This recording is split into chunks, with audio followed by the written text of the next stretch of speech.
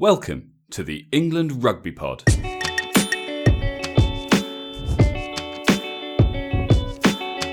Thanks for downloading episode 156. As England head into their first quarter final for 8 years, we take a look at the team with the challenge of defeating the Wallabies and booking a place in the semis. You're listening to the England Rugby Pod, the rugby podcast that believes England will win the World Cup in 2019. Hey guys, welcome back. Only a couple of days to go until the knockouts kick off, and we're starting the party. England against Australia is the first game, 8:15 kickoff. 7:45 programme starts on ITV, so don't be late. And to discuss this England team ahead of that game, I'm joined, of course, by Dan. Hi, mate. Hello, mate. How are you doing? How are you feeling? Yeah, I'm good. I'm feeling confident. Obviously, you get to this stage and all of a sudden it's all or nothing. So it doesn't matter how confident you're feeling. There's obviously that element, a little bit in the back of your mind that just says, "Ooh, but what if?" Would you rather be playing Australia or Wales this weekend? Genuinely, I don't feel like either team would change the way I'm feeling about going forward. I genuinely think we are more than capable of beating both of them. Yep.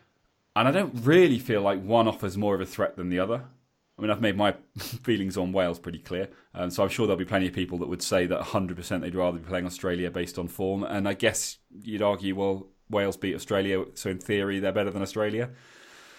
But this is England versus Australia and in a World Cup. So, I don't think it really makes any difference. I think the key thing is that England just need to concentrate on what England do best and just go out and just keep performing, keep growing. There's no question they have the ability.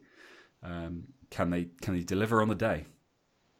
Yes, yeah, absolutely. I am feeling confident. Like, knockout rugby is knockout rugby, and when you're talking sort of top 8 teams in the world playing, things can happen. But I am as confident as I think you can be for a knockout game in a World Cup quarter final. Agreed. Dan, listen, we obviously today it's all about this game specifically. We obviously did our kind of quarter final build-up debrief episode, a couple of days ago, where we focused on the other 3 teams. This one, it's all about England, Australia. So we're going to cover that in a bit of depth. But before we get into that, we have had some more people reaching out, and of course, we like to share these reviews and comments and what have you. So first up. We'll come to that actually. No. So first up, Will Rule emailed me, and I'm not going to go through all of it because he sent us a pretty lengthy email, an essay you might say, but it's really interesting, all about the World Cup in the future and his kind of ideas on how we can grow the World Cup and how it can benefit rugby, and I feel like it deserves a bit more focus, so we'll come back to that. But he opens up by just saying, "Hello lads, I've been listening to the pod for its duration, but have never written in. It's 5 stars without question, due to your unadulterated optimism and pure fan views. It'd be good if you carried it on after the World Cup, so I hope you consider it. Keep up the good work." And as I say, the rest of the email we will cover. It may even deserve being posted, I say, on our website, but no one's ever visited our website. You probably don't even know we've got one. Who, me? Yeah. I was aware we had a website. You told me about it once before. Good. Paying lots of attention. Yeah. But yeah, we'll come back to that. But obviously, yeah, we'll really appreciate you reaching out and clearly taking the time to put together such a kind of comprehensive opinion on that. We will come back to it, I assure you. We've also had a review on iTunes. This is from Mesh8374, who says, it's actually Larry. Sorry, before we go on, so the Will one, was that the one you and I were just chatting about where he talks about involving the tier 2 nations? Yes, yeah. I mean, bottom line is he's saying that the World Cup should move from 20 teams to 32 teams, and he goes into far more detail than this, but he's saying that you start including the likes of Brazil, Chile, Kenya, Korea, Hong Kong, and then in Europe, Germany, Netherlands, Portugal, Spain, you're talking about an extra 500 million in terms of the population, and what that could potentially do for a World Cup when you start introducing a fan base that's 500 million, potentially 500 million stronger. And it's a fair point. Yeah, exactly. And like you say, unfortunately today's not the day, but we definitely want to go into more detail. It's caught my attention, this one. I wonder whether Will actually works within. Well, I don't know. I have no idea what he does. In my head, I was thinking, does he work as part something to do with rugby? Because he seems to be very knowledgeable. Mate, who knows? Maybe he'll reach out and let us know. Maybe it's actually Bill Beaumont. It probably is. Will, Will, Bill Beaumont, Will Rule. They're pretty similar. Basically the same person. But yeah, sorry. But no, Will, thanks very much. And we'll definitely come back to this one. Indeed. So yeah, Mesh8374, a.k.a. Larry. Always hungry for more rugby podcast fare. I've been with these guys from the start. Not to say it wasn't a little frustrating, but the chat, speculation, befuddled musings and gross partisanship is guaranteed to grow on even the most casual England rugby fan. The live game recordings are a unique feature not found with their more practiced competitors. A nice post-international fixture pudding.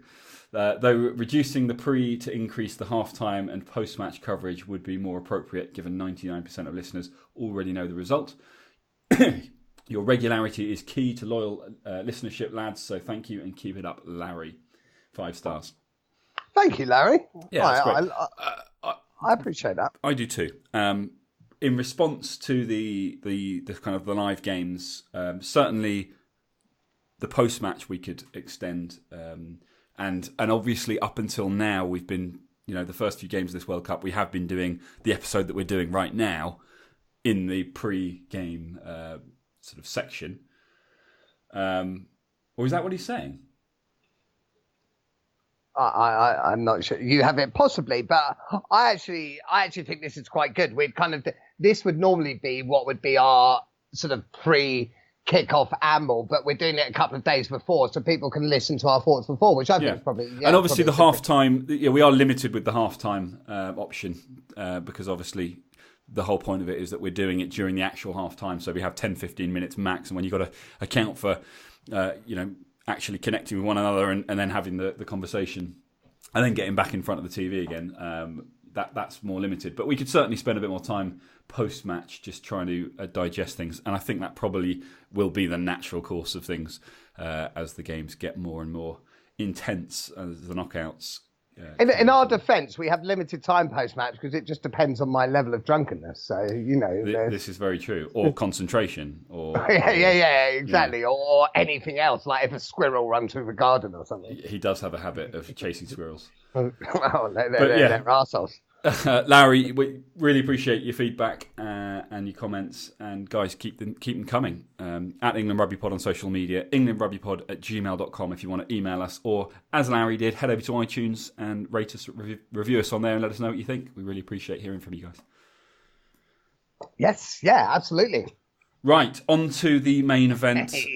England yes. against Australia. Team's been announced. Yep. Initial thoughts, or should we? I mean, initial thoughts from you. So my initial thoughts to me, I was surprised but not upset by the team. Yeah, I mean, I think that makes sense. The big talking point is, of course, Ford Farrell. Ford, seemingly the in-form fly half, not just for England, but according to a lot of people at this World Cup, has been relegated to the bench. And Farrell, who perhaps has not had his best game in the last couple, has moved to 10. Something similar happened in 2015. Well, so something similar did happen in 2015, but more importantly, and this is something I wanted to go through, because I looked at this team and I thought last time we played Australia, November 2018, the Autumn Internationals. So I had a look at the team that we put out that day, where we won fairly convincingly. I can't remember the final score, something like 39-10 or something, wasn't it? I mean, it was a fairly convincing win. Yep. And looked at this team. It is a very similar team. So, but there's 5 changes from the team playing this Saturday compared to who played in that 2018 game. But all 5 of those changes, I would say, are because these players were injured at the time. So up front, Mako comes in instead of Ben Moon. I mean, that's a given. No one's complaining about that one. Yeah, Shields, we've got Curry instead of Shields. That is slightly different because of the makeup of a back row. And we'll go into more depth here, but that is going to be such an interesting thing. Curry and Underhill versus Pocock and Hooper. I mean, that's surely we've obviously seen this a lot. Well, it's not a lot, but over the course of the last few games, this has been Eddie's go-to back row. But against Australia in particular, I mean, it's an obvious choice, isn't it? I mean, it's designed to try and negate the Pocock Hooper threat.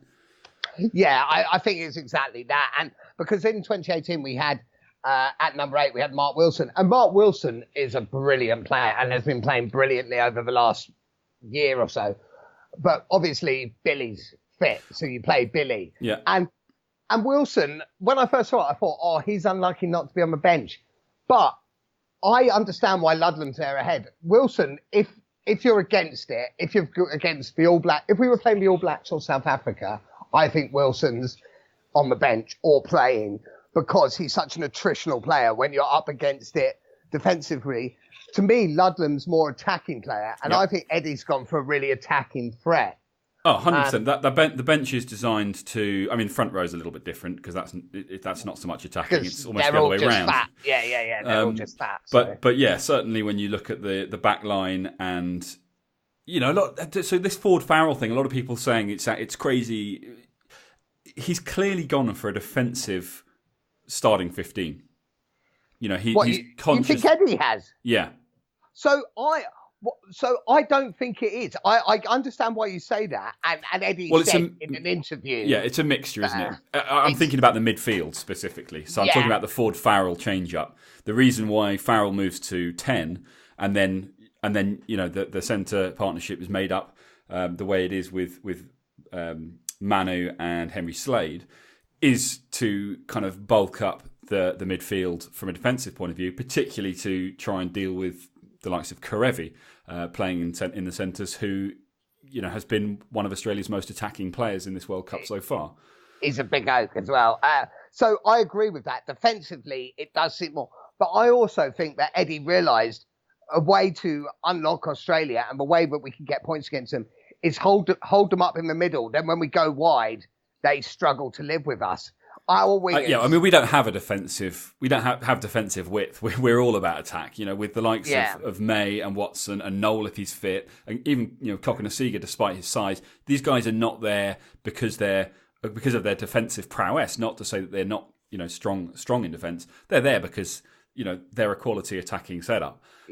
So always out wide. And in our back three, we're looking to attack. But that midfield specifically, and the reasoning I think behind the Ford being moved to the bench. But obviously, in attack, we've seen it. Ford and Farrell together with Manu outside offers something. Potentially even Ford with, I don't know, Manu and JJ, or Ford Farrell JJ, or there's various options, and that's kind of what this bench is suggesting. Is that play, get that first sort of 60 minutes out the way, strong defensively. Don't let Australia take advantage of their attacking players. Don't let them get points on the board. Really limit their opportunities, and then kind of switch to that attacking mode and really kind of take it to them and put the game to bed. Yeah, I think so, because in the batch, the only changes are made like at 12. Tuilagi comes in. In November, when we played 12, Tio started at 12. So it is kind of a like-for-like change, except Tuilagi, with all due respect to Tio, Tuilagi is a better player. Yeah. I mean, essentially, we talk about Manu now, and friend of the pod, Billy, has messaged me to say, so we benched the best fly half of the tournament so far and moved Manu from his best position of 13 to 12. I give up trying to understand Eddie. I'm just going to sit back, watch, and hopefully enjoy the ride. So that is a good argument. That is a good point, because Ford has been the best fly half and Tuilagi at 13 is destructive. But I think this team is picked because Eddie knows that's how we can beat the Australians. Yeah, absolutely. And I think as well, people talking about players playing out of position. I mean, we as the fans see them playing in position for 80 minutes once a week. Yeah. If Manu has a good game at 13... for the 80 minutes that we watch him in a particular match, that doesn't mean that actually he wouldn't have been better at 12, or that he's been training and looking better, training in the 12 shirt. So I wouldn't put too much into the fact that he's being moved a couple of metres inside. Yeah, if we had like Marler at 10, I'd start questioning it a lot more. But But I wouldn't. I'm not too concerned about it. And the thing is that the positions are not fixed. As in, there's no reason why they couldn't play. Why Manu is starting as a 12, but at certain periods of the game, whether it's a kind of, for all we know, they're going to have a thing where they switch it up in between attack and defence. There's nothing to say that they have to stay in those positions throughout the match. So, yeah, I'm not too concerned about that. I think the fact is that you've got Manu in the centres. I think Henry Slade, obviously, when he was last playing regular rugby for England, he was looking great. He got injured. JJ came in and he was looking great. Slade's not had a lot of game time. Is this a bit of a risk? Yes, it is. What I find interesting here, and you mentioned the defensive side, and that's something that Eddie also mentioned in an article, but JJ is also a brilliant defender at 13. Mm-hmm. So I wonder, I think there's, the defensive side, because Slade is solid defensively there. I think it might be about his distribution. Yeah, while offering a second playmaker, but just a little bit wider, so you almost have sort of to get our fast boys, get our Ferraris in the mix more, because Slade's distribution is absolutely immense. I'm not saying JJ's is bad, but I back Slade over JJ for that. But equally with JJ on the bench, JJ could.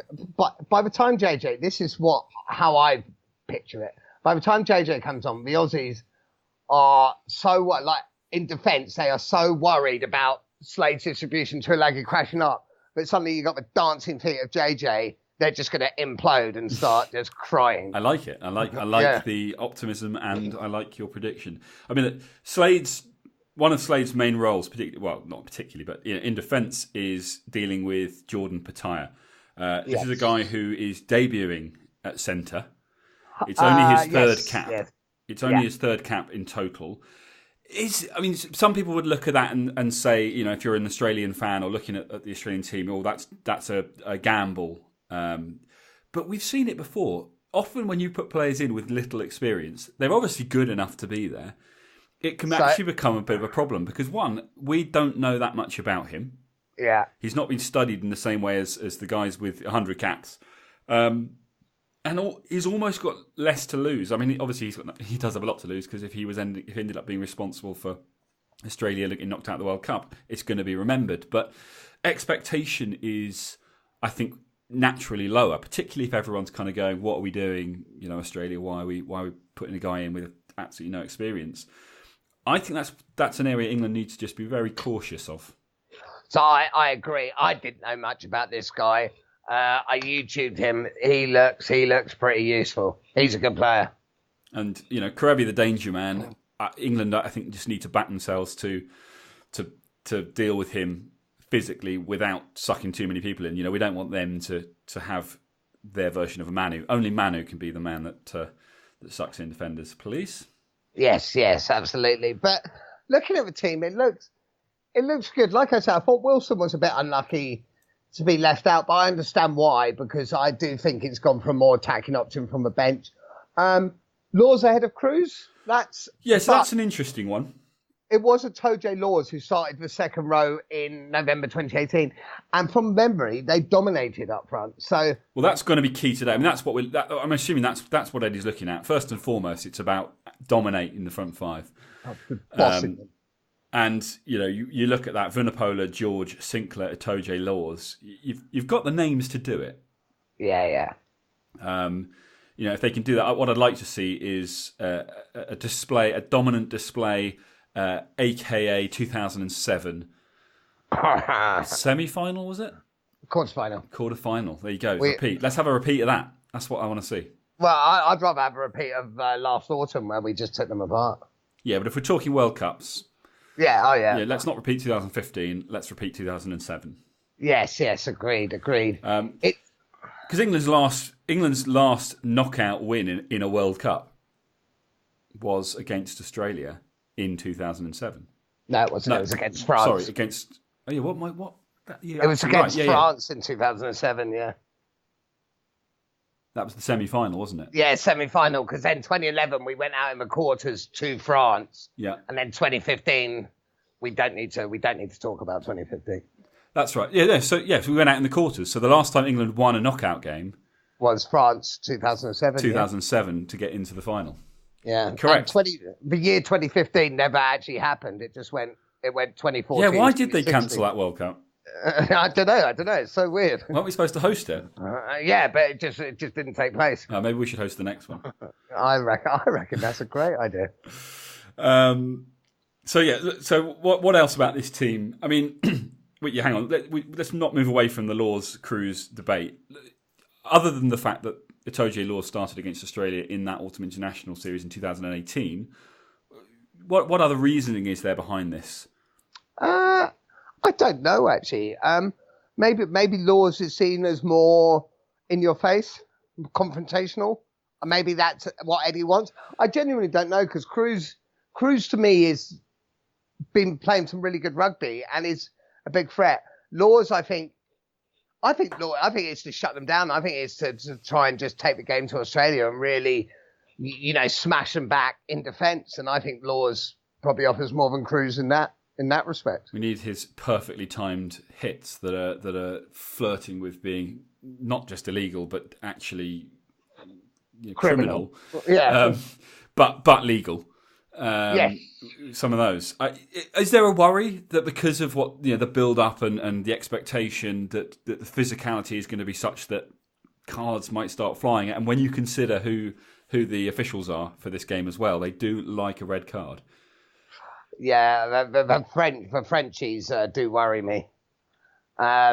Is there a worry? Yeah, there is a worry. But I mentioned the other day, if we lost a player, I think we could live with it. But let's not put ourselves in that position, because it would make things 10 times harder.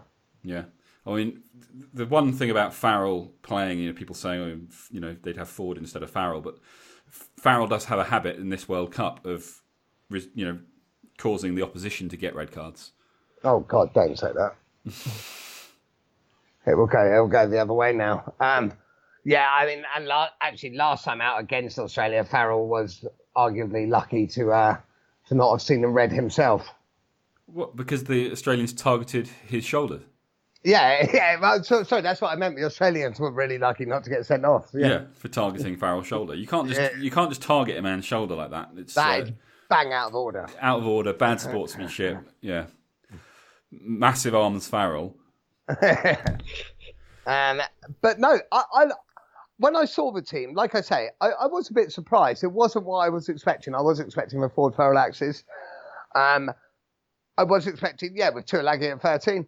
But no, I'm not disappointed by it. I'd heard a rumour that Marler was going to start ahead of Mako, which either one, both are great, so fine. Henry Slade, maybe not much match time, but do you know what? Overall, I quite like it. I mean, what do you say is your biggest question mark? Slade, just because of match fitness?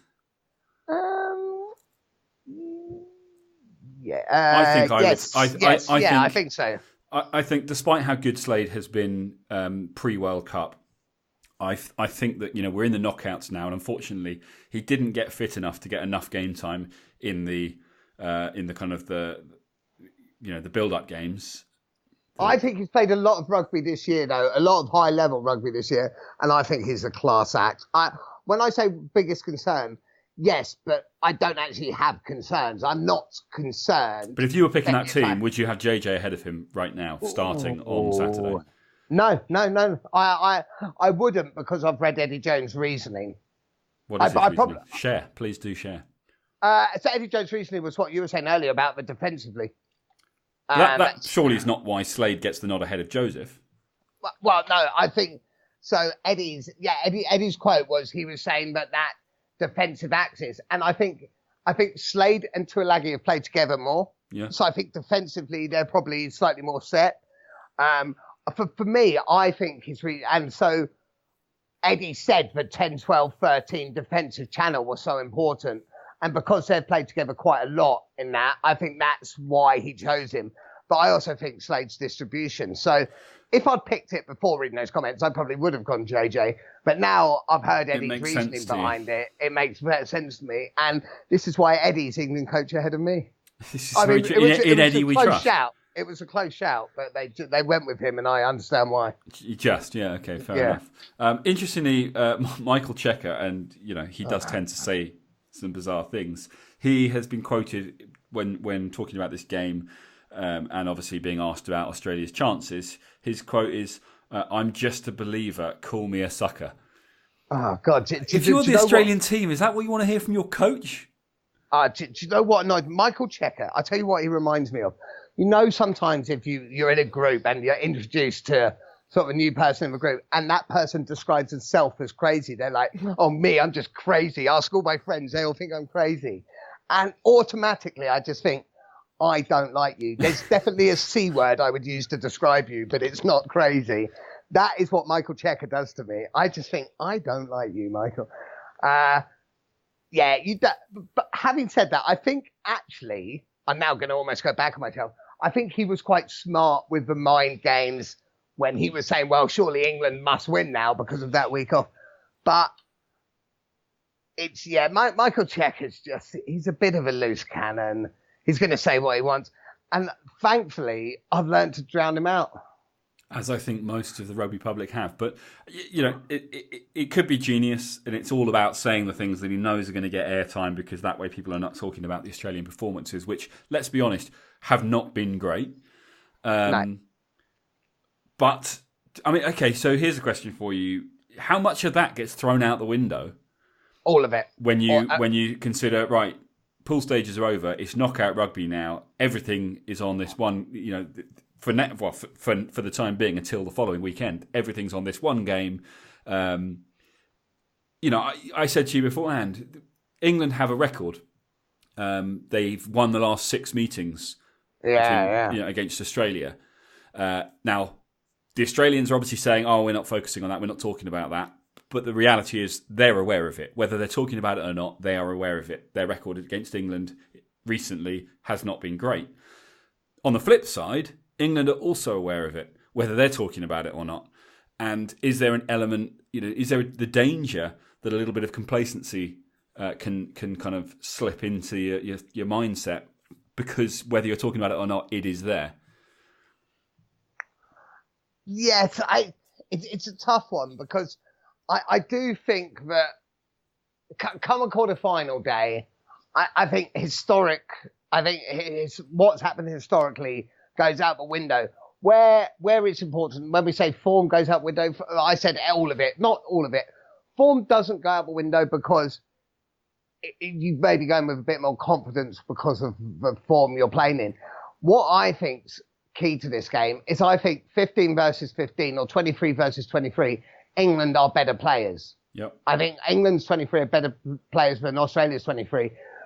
But the occasion can do strange things.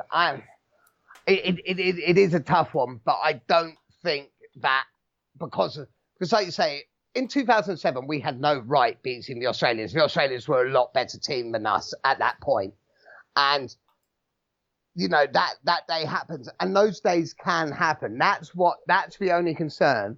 But I think we have mitigated that risk as much as we can. And by we, I mean you and me. Of course. Yeah. I think one of the problems Australia have got at the moment is they don't seem to know. It's a problem that plenty of teams have had in the build-up to the World Cup, and that's the time to have them when you're testing things out. But they don't seem to know what their first choice, particularly their 9-10 channel, looks like. Oh, they don't, do they? Yeah. There's an argument to say that White is currently the form player over Genia, but Will Genia is starting. You've got Lealefano. Christian Lealefano, is obviously starting at 10. Great player starting at 10, but even he has been quoted as saying he's not really sure, not where he fits in, but he doesn't even feel like he's the starting 10. Yeah, because they've had Tamua start there. They've obviously got Bernard Foley, who took us apart in 2015. If 2015 had happened, that's what would have happened. Yeah, exactly. It didn't happen. Take us apart. What are you on about? But it's the Australians. But they are, I think the Australians, and it may work in their favour to an extent, I hope not, but I think they are working on that. You know, no one gives us a chance. They're almost going that siege mentality. I think they're relying quite heavily on that. I actually think picking Will Genia is a good shout because I'd say White has yeah, exactly. I think big match experience, those games that he can probably rally the troops, even though he's probably not their form scrum half at the moment. And I think it's going to go one of two ways. England either narrowly win or England destroy them. Nice. I don't think there'll be like a middle ground. And we'll take either one. Yeah, exactly. Fair enough. All right. Well, is there anything else on the game itself that you wanted to kind of cover? No, I don't think so. We'll obviously. And is this England's current first 15?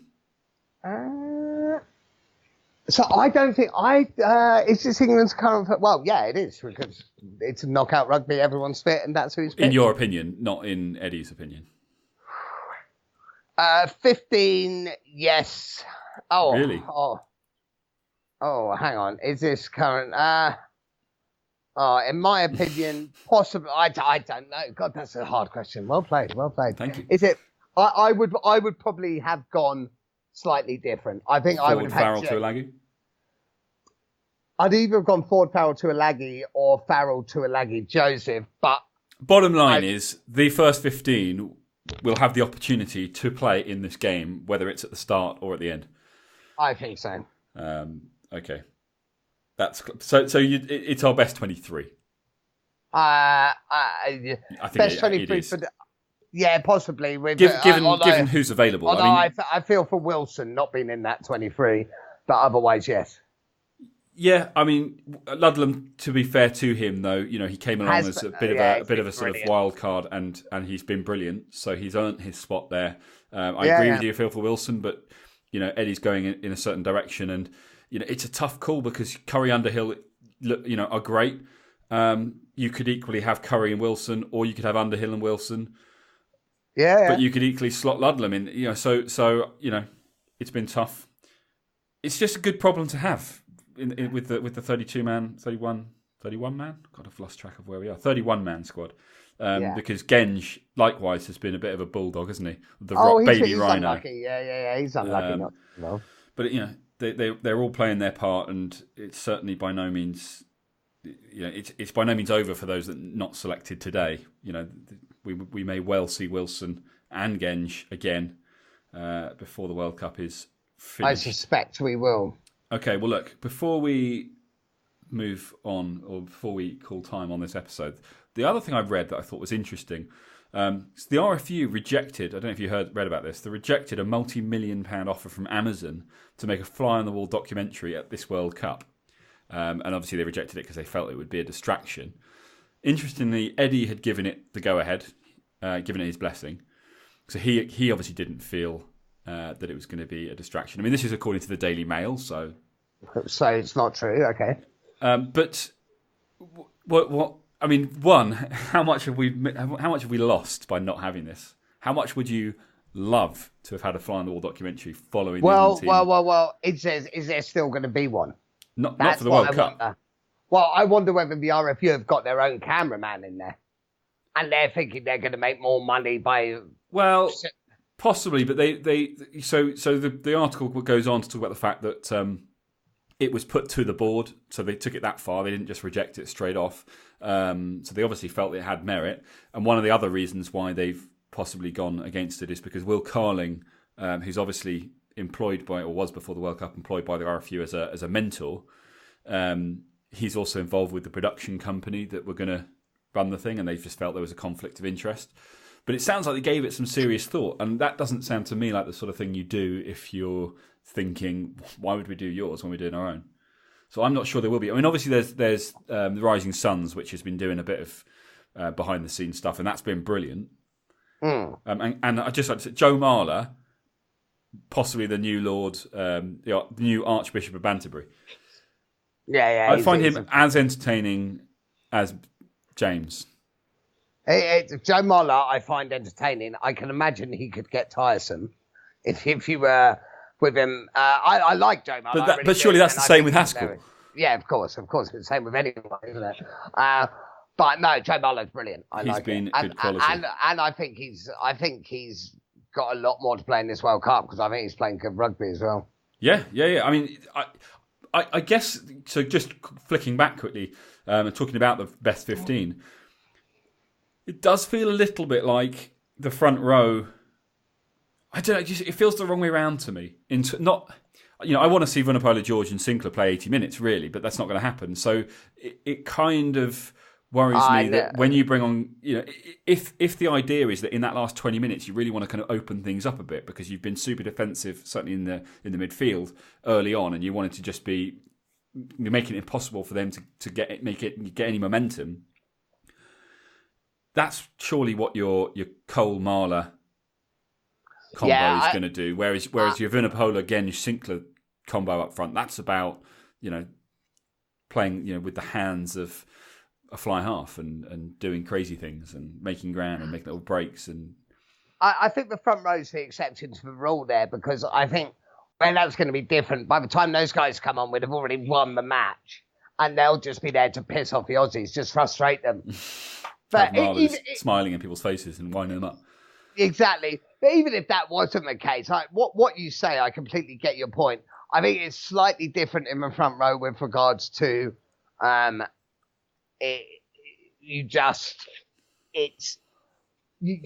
the front row aren't there for attacking prowess at any point. We're lucky to have attacking prowess within our front rows. Absolutely. But that's what I mean. You got Cole Marler, very, very much more traditional.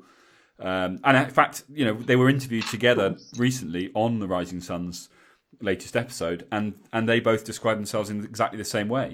They were sort of the old guard, more traditional props, and then you had the likes of Genge and Sinclair and Mako, who were a new breed.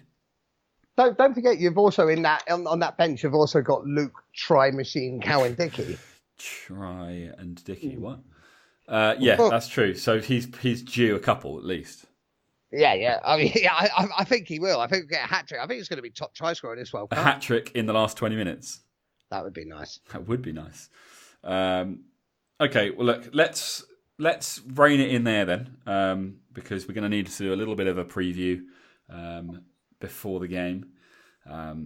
As Larry suggested, we might cut back on the preview and try and put a little bit more into the post game if Dan isn't chasing squirrels. But most importantly, make sure you tune in, guys, to the game, of course, but also to us afterwards. See what we had to say. If you've got questions for us, if you would like to let us know what you think of the pod, if you've been listening for a while, suggestions, whatever.